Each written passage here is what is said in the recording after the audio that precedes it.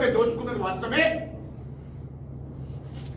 దాంట్లో 100 కోట్లు సంపాదించుకున్నాడు, 1000 కోట్లు సంపాదించుకున్న కూడా వాస్తవమే. ఇతర దేశాల్లో పెట్టుబడి కూడా పెట్టిందని కవితనే చెప్తుంది సొంతగా. కేసీఆర్ బిడ్డనే చెప్తుంది, వేరే వాళ్ళకి చెప్పడం లే. ఇలా సంతోషరావు మీద 1000 కోట్లు సంపాదించాడు. మా అయ్యని అడ్డం పెట్టుకుని మా నాన్నని అడ్డం పెట్టుకుని ముఖ్యమంత్రి ఉన్నప్పుడు 1000 కోట్లు దోపిడీ చేశాడు, సంపాదించాడు సంతోషరావు. హరీష్ రావు అని చెప్తుంది కదా. హరీష్ రావు ఏం చెప్తున్నాడు? లేలే కేటీఆర్ కేసీఆరే కాళేశ్వరం ప్రాజెక్టులో 1,00,000 కోట్లు వాళ్ళే మింగిందని ఆయనే చెప్తున్నాడు. ఇదంతా కమిషన్ ముందట ఒప్పుకున్నదే హరీష్ రావు. కాళేశ్వరం ప్రాజెక్టులో విచారణ జరుగుతున్నప్పుడు మరి గోషి కమిషన్ ముందట ఒప్పుకున్నది. అది వాస్తవమే. కేసీఆర్ కేటీఆర్ఏ ఆ 1,00,000 కోట్లు దోచుకున్నది వాళ్ళిద్దరే. నాకు దాంట్లో భాగస్వామ్యం లేదు అని హరీష్ రావు చెప్తున్నాడు. కవిత ఏం చెప్తుంది? లే హరీష్ రావే దీన్ని మొత్తం కారకుడు అని కవిత చెప్తుంది.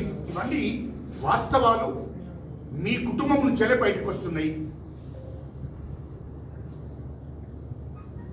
ఇయలో రాష్ట్ర వ్యాప్తంగా ఆనాడు మీ 10 ఏళ్ల ప్రభుత్వంలో, టీఆర్ఎస్ ప్రభుత్వంలో అన్ని శాఖలలో కూడా దోపిడీ జరిగింది. అన్ని శాఖలలో కూడా మీరు దోపిడీ చేశారు 1000 కోట్లు.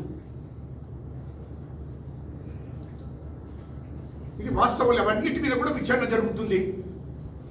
హైదరాబాద్లో చుట్టూ 30,000 ఎకరాల భూమి మీ బీడాం పేర్ల మీద ఉన్నది. దాని మీద కూడా విచారణ జరుగుతుంది.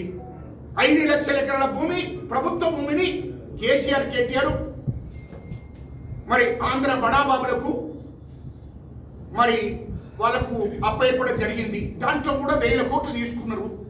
5 లక్షల ఎకరాల భూమి, ప్రభుత్వ భూమిని. ఇది బడాబాబులకు అప్పగించారు. దాంట్లో 1000 కోట్లు మీరు దోచుకున్నది. అవన్నీ బయటకు వస్తున్నాయి. ఇవన్నిటి మీద విచారణ జరుగుతుంది. ఎందుకు తొందరపడుతున్నారు మీరు? అదేవిధంగా నేను ఒకటి అడుగుతున్నా, కేసీఆర్ నైము దొరికినప్పుడు, నైముని మీరు చంపేసినప్పుడు కేసీఆర్ ముఖ్యమంత్రిగా, కేటీఆర్ మీ డైరెక్షన్లో పోలీస్ యంత్రాంగం నైముని చంపేసింది. నైము దగ్గర ఉన్నటువంటి 1000 ఎకరాల భూమి, అంటే 2,000 ఎకరాల భూమి ఏమైందో ఇప్పుడు ఆయన ప్రభుత్వం ఎవరికి ప్రజలకు చెప్పలేదు. అదే నైము దగ్గర దొరికినటువంటి 2,000 కోట్లు ఏమైనా ఇప్పటి వరకు ప్రజలకు చెప్పలేదు. అది ప్రభుత్వ ఖజానాకు పంపకుండా కేసీఆర్ ఖజానాకు పోయింది. ఇది వాస్తవం కాదా కేటీఆర్? ఇది వాస్తవం కాదా?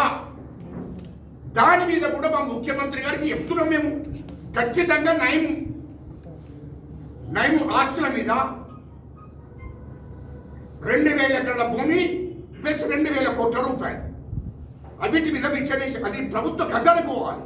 ఎందుకంటే నైము అనేటోడు ప్రజల సొమ్మును దోసినటువంటి డబ్బదంతా అది ఎక్కడికి పోవాలి? ప్రభుత్వ ఖజానాకు పోవాలి 2,000 కోట్లు. కానీ ఇక్కడికి పోయింది కేసీఆర్ కేటీఆర్ వల్ల ఖజానా వాళ్ళ ఇంట్లోకి పోయిందట. అది ప్రజలకు చూపించలేదు, ప్రభుత్వ ఖజానాకు పంపలేదు. మరి ఇంత దోపిడీ మీరు చేసుకుంటూ మళ్ళీ మా ప్రభుత్వాన్ని మాట్లాడుతుంటే మేము చేతులు కట్టుకుంటూ కూర్చుంటాం అనుకుంటున్నా మీరు? నాకు అర్థం కాలే. రెండవది, ఖచ్చితంగా ఇది మా ముఖ్యమంత్రి గారికి ఇప్పటికే నోటీసులో పెట్టాము. నైమ్ కేసును ఖచ్చితంగా మన ఎన్కౌంటర్ చేసిన తర్వాత ఆయన ఆస్తులన్నీ కూడా ప్రభుత్వ ఖజానాకు చెందవలసిందే. కానీ ప్రభుత్వ ఖజానాకు రాకుండా కేసీఆర్ కేటీఆర్ కుటుంబం దగ్గరికి వెళ్ళిపోయినాయి, వాళ్ళ ఇంట్లోకి వెళ్ళిపోయినాయి.